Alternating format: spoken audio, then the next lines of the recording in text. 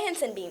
We welcome you back to the show where we delve deep into the minds of people who shape our day-to-day lives. I am your host Samriddhi and I welcome you back to the show. Today we have Dr. Sumer Singh with us. Sir studied at Doon School, got honorary doctorate from the Montfort University, wrote 8 books, designed schools such as Sanskar Valley, Patches and Asian. Sir taught at Sanar, a boarding school, come in Austin in Scotland, Windman and Bonnell School in England, and the UWC of the Atlantic. Sir has served as the chairperson of IPS and director of Round Square and has been the advisor to King Constantine. Sir has been part of the board of Global Constitutions, Information Technology, board of Lawrence School, board of AFS, and founder of AFS Schools. Sir has also been part of the board of ICU2, Council Board of World Leading Schools Associations, trustee of IAYP, and the board of Indore Management. Sir was also the part of the board of Indore Cancer Foundations, board of Mayo College General Council, advisor to the government of Punjab, president of MU20 Schools of Opportunity, and is also the president of BSAI. Jai Hind, sir. I seek your permission to start the podcast. Jai Hind. Yeah, sure. Sir, we know you have been the founder of AFS Schools, which send students abroad and even for intercultural programs. So how do you think students learn from such events and how they make them grow as an individual? You see, I was serving on the international board of Round Square, and the two things which Round Square did most of all was organize exchanges and organize service camps. Now, I think these two are very, very important aspects of education. Then Round Square started changing, and it stopped doing exchanges, and it more or less stopped doing community service, saying that we don't want to risk our brand being damaged. Somebody in some country may do something which would have an adverse impact on their brand.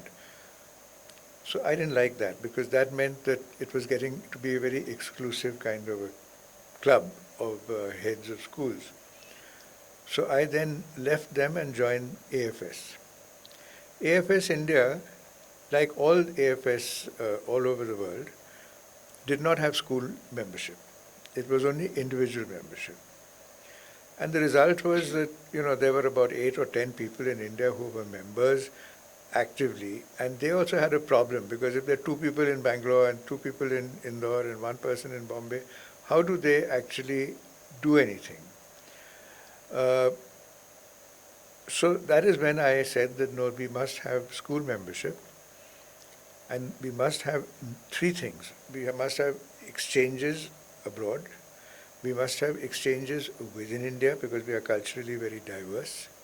And we must have short-term programs to go abroad, which was not allowed under the rules of AFS. It had to be a long-term thing. So somehow I managed to push these 3 things through, and within no time at all, we had 100 members. I think today we have more than 200 member schools. I was also the chairman of IPSC, which I have not mentioned to you. And I then realized that IPSC is doing just basically sports. But the training of people working in boarding schools is not taking place. So then we started Boarding Schools Association of India. Now all this kind of movement that I got involved with was because I firmly believe that every kid has talent, every kid has potential, every kid has something that he or she is passionate about. But unfortunately, most of our students in India cannot afford to be able to nourish that passion, to be able to avail of an opportunity where the child grows. So I found in my years as a teacher that children who went abroad for even a couple of months without their parents and went to a different culture, went on exchange, when they came back, they were very different people. They were more confident. They were able to organize themselves. They were not so dependent on direction from parents as to how to go about organizing their lives. And I thought this was a great thing, that we must have exchanges. But India is such a diverse country that we don't have to always go abroad. We can even have exchanges within India. Because you go from Gujarat to Assam or from Kashmir to Rajasthan, that's a big exchange, probably bigger than what we do when we go abroad. So it's basically to give opportunity to students to grow. That is the whole basis of my entire philosophy in education is. That's why I registered the School of Opportunity in 2016, because I believe that if you give opportunity to students, they can grow, they can become global citizens, they can then go and work or study anywhere in the world without any problems. So you told that you noticed that whenever students went abroad for a couple of months and they came back, they had changes in themselves. Could you elaborate on what changes they had and how they made themselves live according to that I can think conditions? of many examples. One example I can think of is of a boy called Garewal, who was considered to be a very sloppy boy. He always had, food marks on his shirt, and people didn't take him too seriously. But I could see that he actually was quite talented. He was missing an opportunity. So I sent him for 3 months to Germany. And people told me that, what are you doing? The German school will never take another student of ours because he's going to create such a bad impression. They were thrilled with him. He became a member of their squash team. He came back so smart that his father couldn't believe it. So that's the kind of transformation that takes place. So, like talking about holistic development, how do you think that apart from academics, learning sports or any other thing, how does it completely help for a student's future career, for their own success in life? You see, what is important is self-confidence. How do you get self-confidence? If you're good in studies and you're getting excellent marks and you're coming amongst the top in your top 20 or top 10 in your class, you are confident, and it helps you grow as a human being, to be able to communicate with people, to be able to behave in a certain way. But everyone is not academically gifted.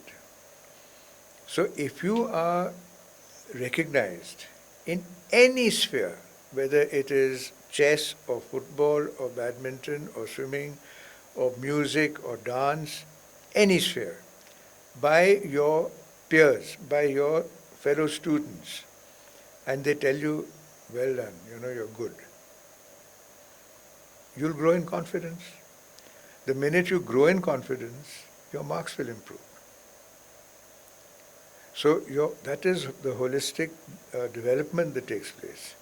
And once you grow in confidence, then you take responsibility for your own actions, and you can then be guided into being more, more concerned about people who are less fortunate. You can get involved with community service. You can start giving to people, because it is in giving that you actually receive. I mean, it's a famous saying, but that's absolutely true. That if you give, you actually do receive, because that's where the actual happiness and pleasure comes from. You receive something, big deal. You give something, you feel happy about it. So you said that if you're good in something like sports, you should excel more in that. So there are instances that people around, they may be parents or relatives, that they go around, if your academics or students' academics are not good, he might feel demotivated, because people say that focus more on academics and not on other things apart from it. So what would you recommend to the students I and to the have parents always too? told my students that you do not focus on any one thing. You need an all-round education. You need to do many things. Everything that interests you, you do. For example, with my son, he was Madhya Pradesh squash captain. He was a good athlete. He was a good musician. He was basically good in sport. And I told him, I said, you don't have to even look at 90% for your exams. If you get 60%, I'm happy.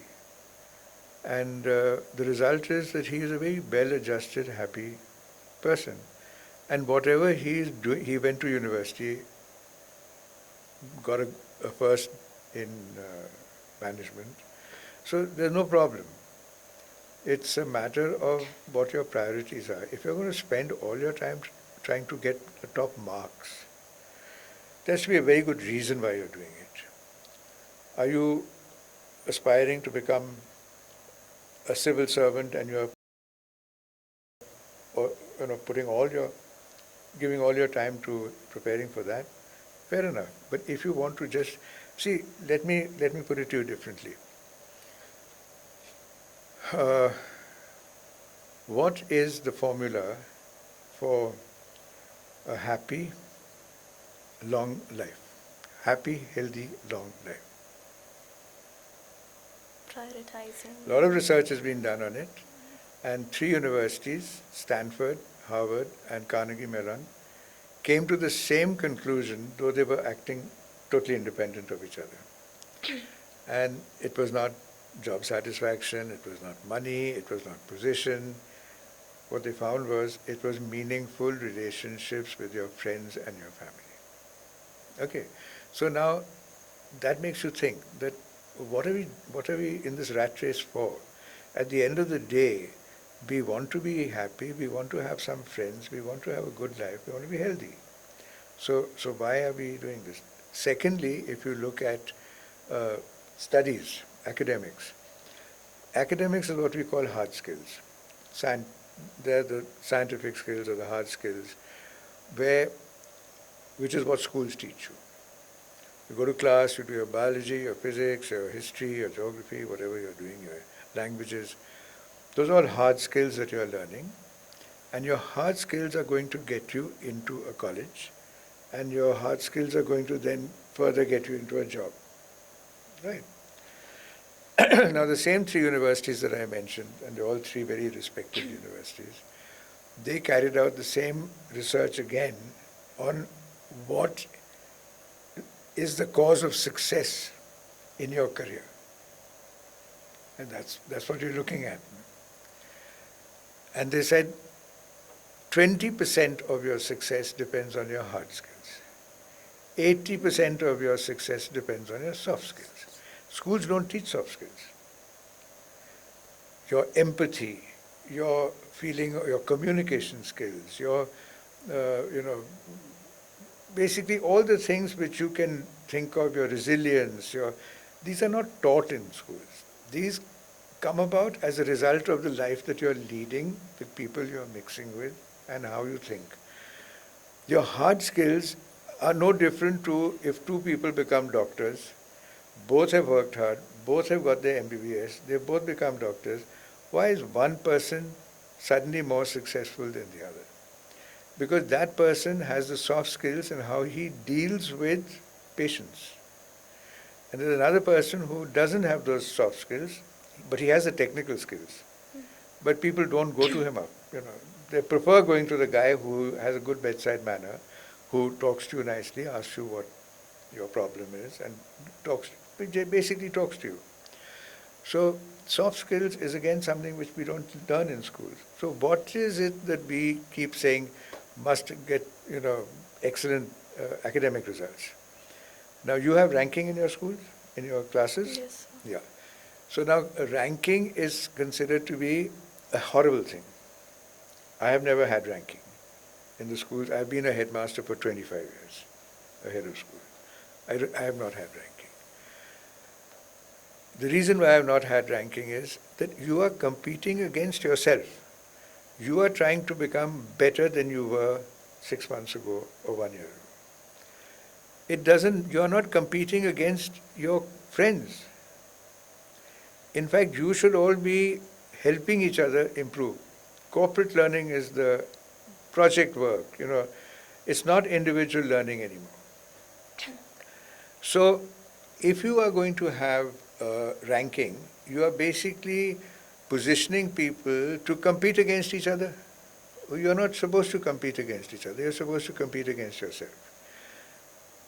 I've been doing this for 25 years, and now I find that Singapore, as a country, has banned ranking.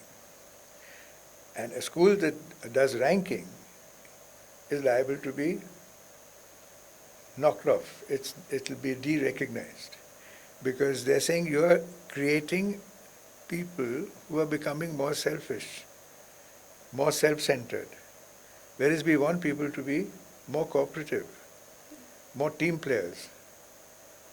So there was a time when people used to write their exams hiding their papers so no one else could see. Now you can discuss it because you're not competing against the next person. So you said that we're going in a rat race of things. So like there are instances when it comes to academics, people they lose in touch with their family, with their friend, and the soft skills gets sidelined. So what would you recommend to the students or the parents or educators watching this so that the soft skills can be enhanced in the students also? You see, unfortunately, most schools don't bother about soft skills. Now, one of the things that I teach is soft skills. One of the soft skills that I specialize in is leadership. So I actually go to schools and organize their soft skill programs. So it doesn't mean that I go to a school and I give a lecture on soft skills and tell them that this is why you should develop your soft skills because it's going to help you in life, you'll be happier, this and that. They'll hear the lecture and 2 days later they'll have forgotten about it. So what I have to do is I have to take the soft skills, divide them over an entire school life.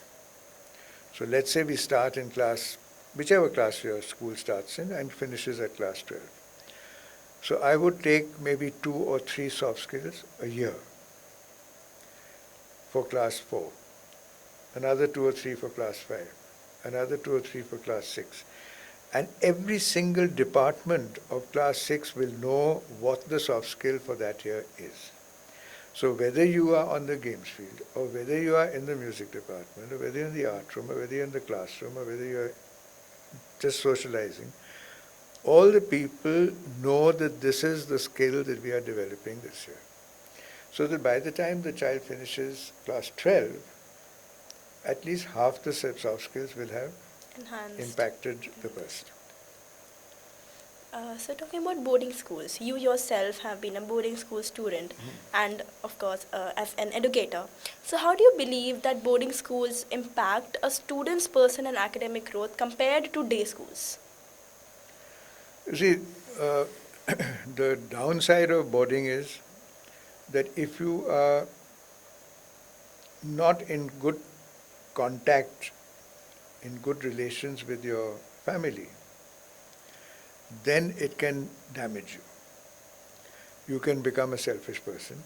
You stop thinking of people who should matter to you.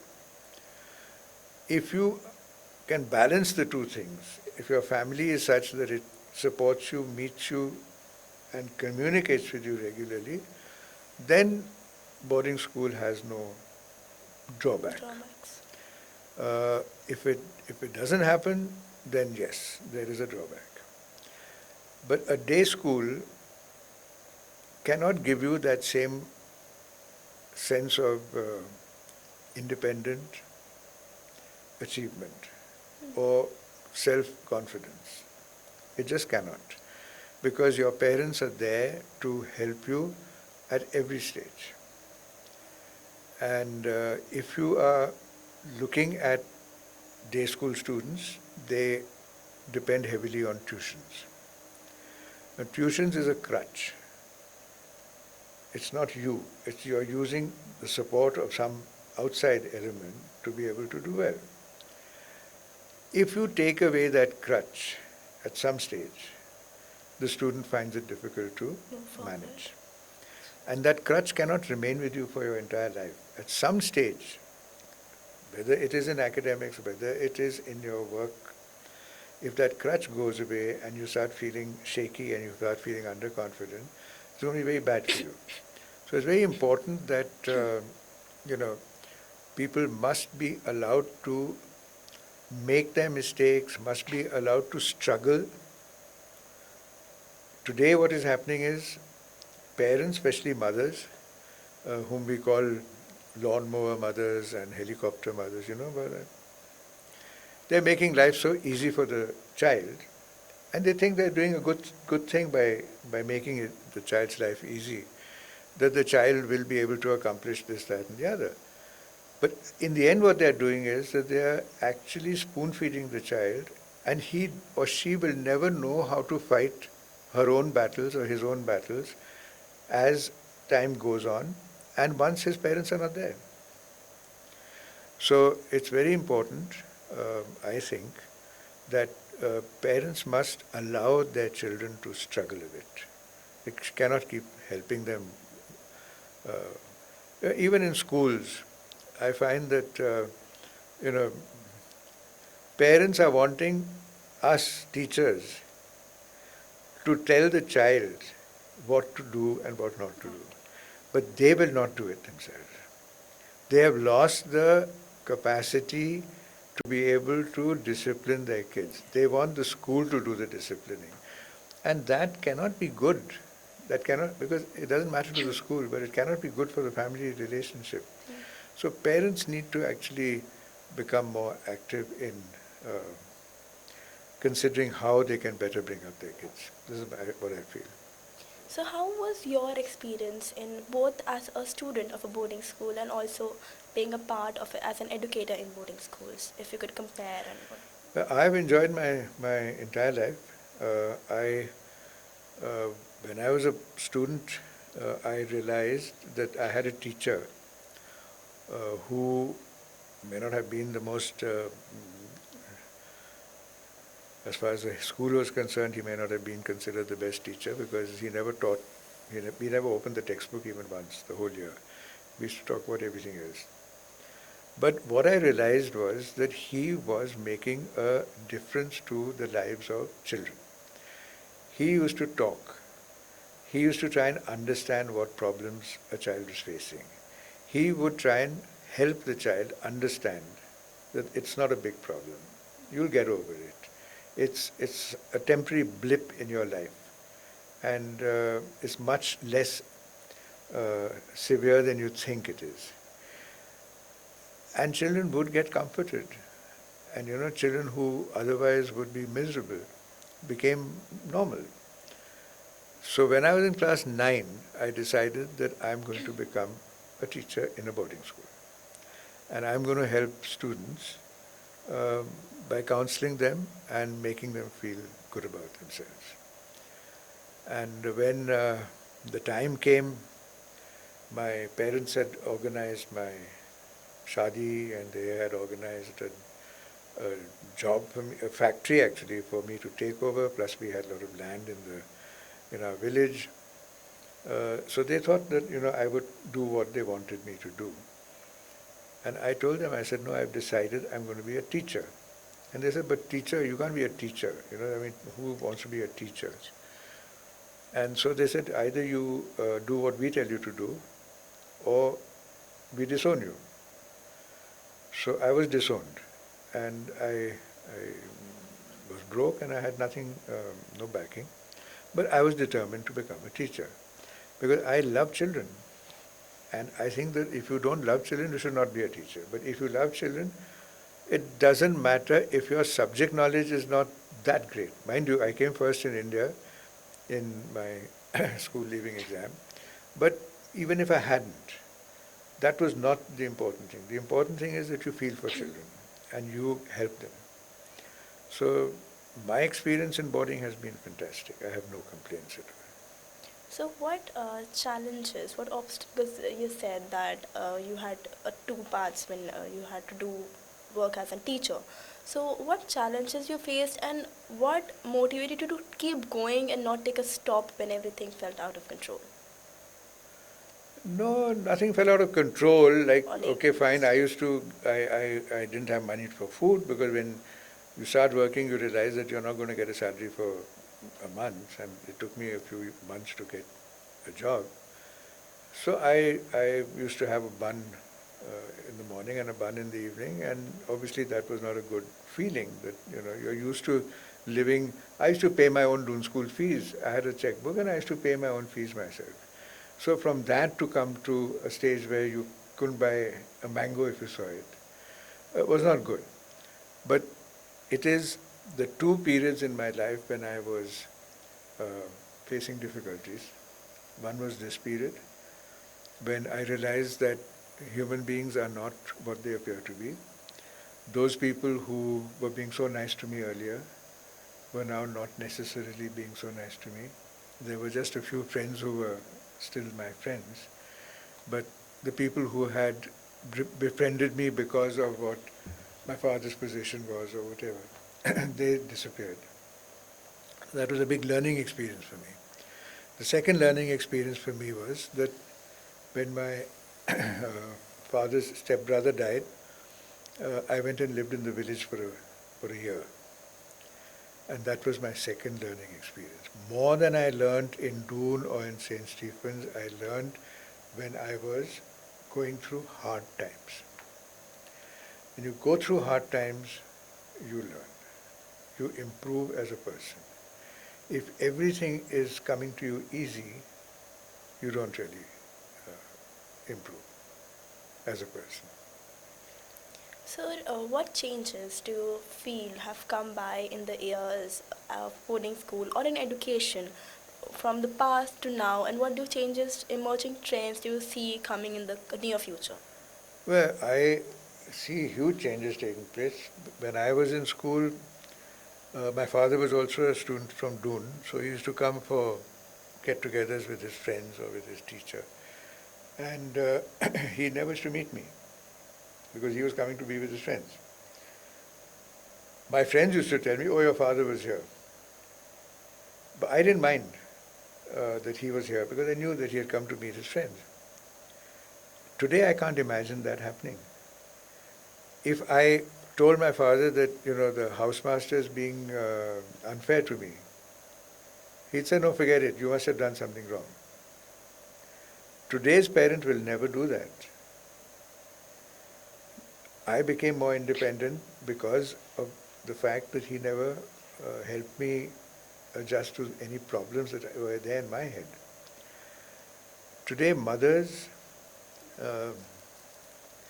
will ask the teacher, my kid has got only 98%, what happened to the other 2 marks, where did they go? It's shifted in such a way that I feel sorry for the students. The parents are by and large damaging their children, thinking that they are supporting them. Sir, on a final question, in your opinion, how does the close-knit environment of boarding schools foster a sense of community for the students? Well, I told you that one of the things which is important for a healthy long life and happiness is relationships. Now, in a boarding school, like I went to a boarding school when I was 7 years old. My friends were probably there from the age of 5, Welham Prep School. And then we went to Doon. And then some of us went on to Stephen. So that means that there were people who had been in my class for 13 years. But starting from the age of 7, we had no idea who the parents were, what the religion of the person was, whether the person was on a scholarship or whether the person was very rich or whatever. You became friends because you liked each other. You were thrown together. In a day school, and I'm not knocking day schools, but it's a fact that in a day school people are much more aware of which family the other person is from. And it is only a certain period in your life when you make genuine friends, and those friendships last forever. After that, what happens is, as you become aware of who the other person is, how that person can be of advantage to you, how that person's parents can be of advantage to you, that the friendships become biased, they become matlabi. And it's human nature. It's not something which can be said to be bad or good or whatever. That's human nature. So the friendships that you make in a boarding school are actually something that are going to last forever. So I'm now 73 years old. My class meets twice a year, anyway. They've just met in Goa. Next meeting is in Italy. They just get together and meet and revert to being schoolboys, and their wives are quite fed up of us, but they adjust that these guys, 3 days in the 4 days in every 6 months, they go back to their childhood. But it's a great feeling to have friends like that. So, moving to a few rapid fire questions. Okay. Uh, You told me the last question, but anyway. no, like it was for the long answers for the last question. Your favorite teacher book? does that to you, you will say, no ma'am, no ma'am, that's not fair. Okay. So, the favorite book? My favorite book? Yes. Uh, no, that's a difficult one. There are a lot of books that I like, but I suppose my favorite books are the ones I've written. Favorite genre of music? I am, I can't sing. I can't play any instrument. I've tried very hard. But I like listening to music. So, any hobby that you would like to enhance if you had this time or? I have a lot of hobbies. I paint. I used to paint professionally, and I've stopped. I did a lot of climbing. I love it, the wildlife, adventure, boating, fishing. Those are the kind of things. So I live on a farm. I don't live in a city. I live on a farm, and we have hills, we have river, we have forest, we have orchards, and I get about. Your kids have also been to my farm. From I think so. I'm not sure. 31 schools have been in the last year and a half. They come and spend 4 days in my place, and they do adventure and leadership training, or they do school council initiation, or they do IYP or whatever, and from 11 states in India they're coming. So I still get to have kids, which is what I like, and they get to enjoy a kind of life which they wouldn't get otherwise if they lived in the city. So, your favorite food or cuisine? Tandoori and Chinese, both. So, as we end the podcast, I would like you to say a personal motto or anything that you live by, which you would like the students to know and grow. Yeah, that's an easy one. Help whoever you can, and don't deliberately harm anyone. So, this was surely a fruitful conversation and quite insightful for us, and surely for the people who will be watching the podcast. Thank you so much for sparing your time with us. Welcome. Thank you, sir. Thank you, and Jai Hind. Jai Hind.